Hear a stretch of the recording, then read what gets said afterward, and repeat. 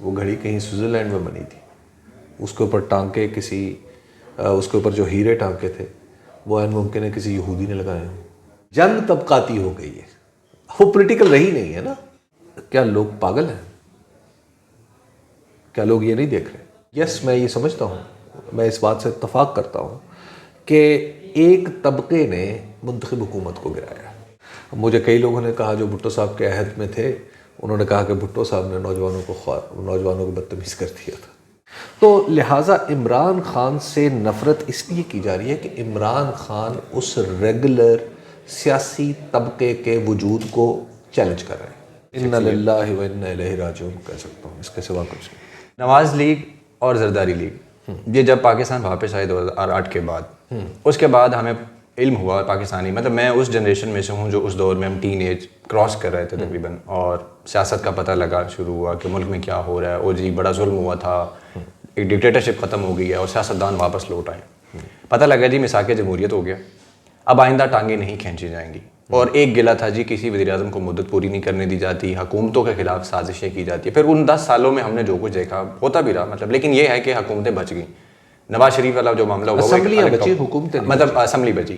نواز شریف والا جو معاملہ وہ ایک الگ سوال ہے، وہ آگے کر لیں گے۔ لیکن میں یہ دیکھتا ہوں کہ 2022 جب شروع ہوا، خاص طور پہ اس سے پہلے بھی باتیں ہوتی رہیں کہ عمران خان کو ہٹانا ہے، نکالو اس کو، سرجری کر کے نکالنا تو نکالو، یہ ہمارے اندر گھس بیٹھی ہے، یہ سیاستدان کی برادری میں سے نہیں، بہت بڑے بڑے ہمارے اس وقت وفاقی وزیر ہیں وہ یہ کہتے رہے۔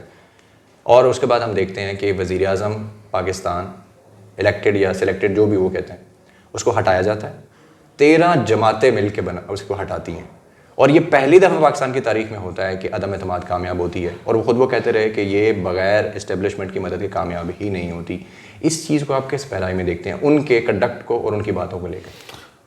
عبید، جو میثاق جمہوریت ہے نا، میں اس کو کبھی بھی میں ان لوگوں میں نہیں رہا جو اس کے بہت بڑے اس کے مداح ہیں۔ اس کی وجہ یہ ہے کہ میں نہیں سمجھتا کہ سیاستدانوں کو ایک طبقہ بن کے سامنے آنا چاہیے۔ میثاق جمہوریت نے عوام کو ایک طبقہ، اسٹیبلشمنٹ کو دوسرا طبقہ اور سیاستدانوں کو تیسرا طبقہ بنا دیا۔ تو لہٰذا جب سیاستدانوں نے خود کو طبقاتی طور پر اس قوم سے الگ کر لیا، جو الگ ہونا ممکن نہیں ہے، تو ظاہر ہے پھر ایک نئی قوت نے پیدا ہونا تھا۔ تو جب وہ طبقہ بن گئے تو پھر عوام نے کسی اور طرف دیکھنا شروع کر دیا، اور وہ عمران خان کی صورت میں آپ کو فنومنا نظر آیا۔ تو یہ تو ہے اس کی پولیٹیکل ریزننگ جو میری انڈرسٹینڈنگ میں ہے۔ جہاں تک پولیٹیکلی عمران خان کو ہٹانے کی بات ہے تو یس، میں یہ سمجھتا ہوں، میں اس بات سے اتفاق کرتا ہوں کہ ایک طبقے نے منتخب حکومت کو گرایا۔ سیاستدانوں کے طبقے نے اب تک عمران خان کو قبول نہیں کیا، اور نتیجہ یہ نکل رہا ہے کہ اب ان کی خود قبولیت شک میں پڑا، اس پہ شک و شبہات پیدا ہو گئے۔ تو لہٰذا عمران خان سے نفرت اس لیے کی جا رہی ہے کہ عمران خان اس ریگولر سیاسی طبقے کے وجود کو چیلنج کر رہے ہیں۔ مثال کے طور پہ ہم نے بھٹو کی انہیریٹنس، بڑی اس کی لیگیسی بڑے سموتھلی بے نظیر بھٹو کو جاتے ہوئے دیکھی۔ بے نظیر بھٹو کی لیگیسی بڑی سموتھلی ہم نے بلاول کے اندر منتقل ہوتے ہوئے دیکھی۔ اچھا، اسی طرح نواز شریف کی party P M L N ہے، اس کے اندر بھی بڑا سموتھلی سلسلہ چل رہا تھا۔ عمران خان نے یہ سوال اٹھایا کہ اچھا، یہ سیاست یعنی ووٹ جو ہے وہ کارکردگی سے جڑا ہوا نہیں ہے، ووٹ نظریے سے جڑا ہوا نہیں ہے، بلکہ ووٹ ایک ایسی چیز ہے جس طرح آپ کی میری گھڑی ہے کہ یہ وراثت میں جا سکتی ہے۔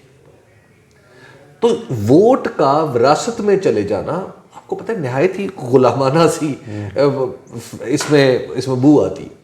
تو ظاہر ہے لوگ اس کو نہیں مانتے، پھر لوگ کہتے ہیں کہ ہم تو نہیں مانیں گے۔ اچھا، آپ اپنے برابر انڈیا میں دیکھ لیجئے، وہاں کیا ہوا؟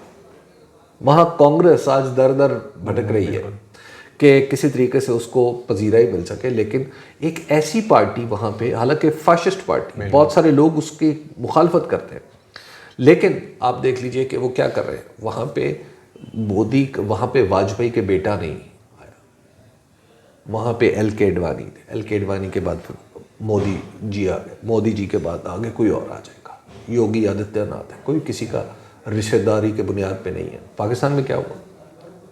قبلہ والد قومی اسمبلی میں قائد حزب اختلاف فرزند ارجمند، صوبائی اسمبلی میں قائد حزب اختلاف، والد ماجد وزیر اعظم پاکستان، فرزند ارجمند وزیر اعلیٰ پنجاب. اب کیا لوگ پاگل ہیں؟ کیا لوگ یہ نہیں دیکھ رہے؟ کیا اس کو ڈیموکریسی کہتے ہیں؟ تو دیئر فور یہ مجھے لگتا ہے کہ عمران خان نے چونکہ اس کو چیلنج کیا ہے تو لہٰذا وہ سارے کے سارے لوگ جو ہیں وہ اکٹھے ہو کر یہ نفرت میں دیکھ رہا ہوں کہ بڑھتی چلی جا رہی ہے، نہ صرف اور آئندہ بھی یہ بڑھے گی. اچھا، اگلا سوال میرا اسی سے ریلیٹڈ تھا.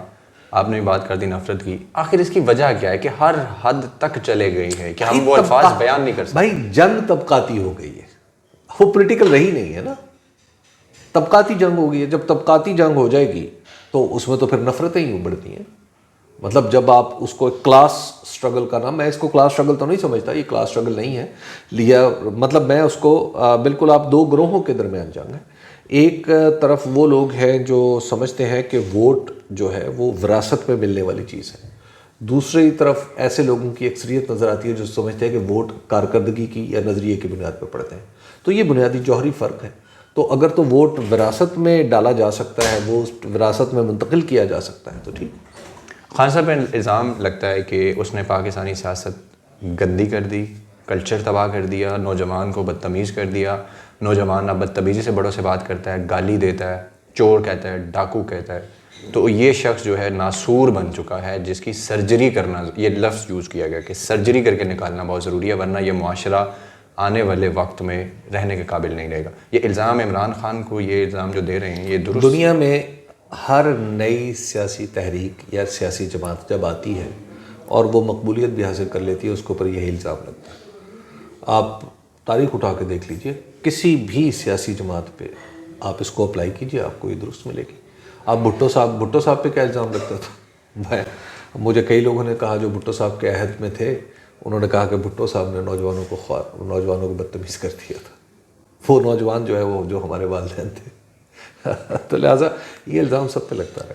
اچھا، عمران خان صاحب کے حوالے سے جو مذہبی کارڈ کھیلا جا رہا ہے ریسنٹلی، مطلب ایک تو وہ جس کی بنیاد پہ ان پہ حملہ ہوا، جس طرح حملہ ورنے وہ الفاظ، وہ اس کی کڑیاں جڑ گئیں ساری کہ کس نے پریس کانفرنس کی. بس وزیر اعظم پاکستان اس وقت جو شہباز شریف ہیں، 4 منسٹر ساتھ بیٹھے ہوئے ہیں، اور سارا زور باقاعدہ اشارے کر کر کے گھڑی اس کے اندر جی خانہ کعبہ کا ماڈل، اللہ او جی یہ کیا کر دیا، یہ تو تباہی بربادی، اور 6 ارب تک وہ گھڑی پہنچ چکی. آپ کی معلومات کے مطابق یہ گھڑی اتنی مقدس اور یہ کتنا بڑا گناہ کیا عمران خان نے، اور یہ 6 ارب جو مالیت ہے اس کی، یہ کیا مطلب $12 ملین تک اس کو لے گئے ہیں.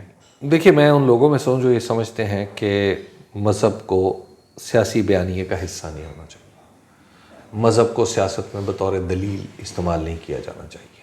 مذہب کی ایک الگ ڈومین ہے، سیاست کی ایک الگ ڈومین ہے. اب اس میں بہت سے لوگوں کو اختلاف ہو سکتا ہے، ان کا اختلاف سر آنکھوں پہ، لیکن بہرحال یہ میری رائے ہے. دوسری بات یہ ہے کہ جو ہمارا یہ جو عمران خان پہ جو مذہبی الزامات لگائے جا رہے ہیں، ٹھیک، اب آپ اسی دلیل کو لے لیجئے. میں اگر آپ ہی کی بات مانوں کہ جناب اس گھڑی کے اندر خانہ کعبہ بنا ہوا تھا، تو وہ کیا خانہ کعبہ میں گھڑی بنی تھی؟ وہ گھڑی کہیں سوئٹزرلینڈ میں بنی تھی. اس کے اوپر ٹانکے اس کے اوپر جو ہیرے ٹانکے تھے وہ عین ممکن ہے کسی یہودی نے لگائے ہوں. اس کے اوپر جو کروم ہے وہ کسی عیسائی نے کیا ہو. تو کیا اب بھی اس کی تقدیس کے آپ اتنے ہی دعوے دار ہیں؟ یہ ایک بالکل بچکانہ بات ہے. ایک بکرات دانشور نے تو یہ بھی کہا تھا کہ اگر یہ گھڑی غلطی سے کسی عیسائی، کسی یہودی، کسی ہندو کے ہاتھ چلی جاتی تو سوچیں کیا ہوتا. میں نام نہیں، اس پہ میں صرف انا للہ و انا الیہ راجعون کہہ سکتا ہوں، اس کے سوا کچھ نہیں.